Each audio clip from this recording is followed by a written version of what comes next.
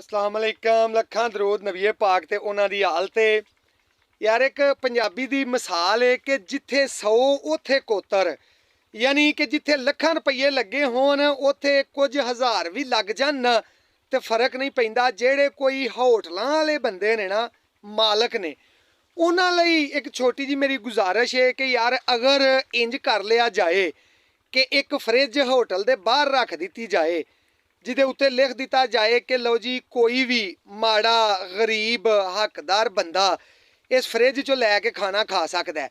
ਉਸ ਫਰਿੱਜ ਦੇ ਵਿੱਚ ਖਾਣਾ ਉਹ ਵਾਲਾ ਹੋਵੇ ਕਿ ਜਿਹੜਾ ਲੋਕ ਛੱਡ ਦਿੰਦੇ ਨੇ, ਵਧਾ ਦਿੰਦੇ ਨੇ ਤੇ ਤੁਸੀਂ ਡਸਟਬਿਨਾਂ 'ਚ ਸੱਟ ਦਿੰਦੇ ਹੋ, ਬੇਕਾਰ ਕਰ ਦਿੰਦੇ ਹੋ।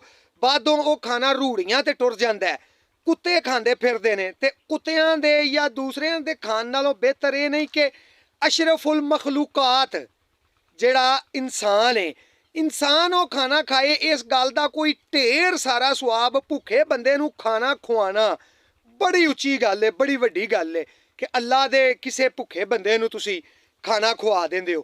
ਹੁਣ ਉਹ ਖਾਣਾ ਖਾਣ ਵਾਲਿਆਂ ਦੇ ਵਿੱਚ ਵੇਖੋ ਨਾ ਕਈ ਲੋਕ ਸ਼ੁਮਾਰ ਹੋਣਗੇ, ਜਿਵੇਂ ਕਿ ਕੋਈ ਮਾੜਾ ਬੰਦਾ ਹੈ, ਕੋਈ ਮਜ਼ਦੂਰ ਆਦਮੀ ਹੈ, ਕਿਸੇ ਦੀ ਦਿਹਾੜੀ ਨਹੀਂ ਲੱਗੀ, ਕੋਈ ਕੁਆਰੇ ਬੰਦੇ, ਕੁਆਰਿਆਂ ਤੋਂ ਮੁਰਾਦ ਇਹ ਵੇ ਕਿ ਜਿਨ੍ਹਾਂ ਦੀਆਂ ਅਜੇ ਸ਼ਾਦੀਆਂ ਵੀ ਨਹੀਂ ਹੋਈਆਂ, ਜਾਂ ਇੰਜ ਦੇ ਵੀ ਕਿ ਜਿਨ੍ਹਾਂ ਨੇ ਸ਼ਾਦੀਆਂ ਲਈ ਵੈਕੈਂਸੀਆਂ ਆਈਆਂ ਸਨ ਤੇ ਅਪਲਾਈ ਕੀਤਾ ਹੈ।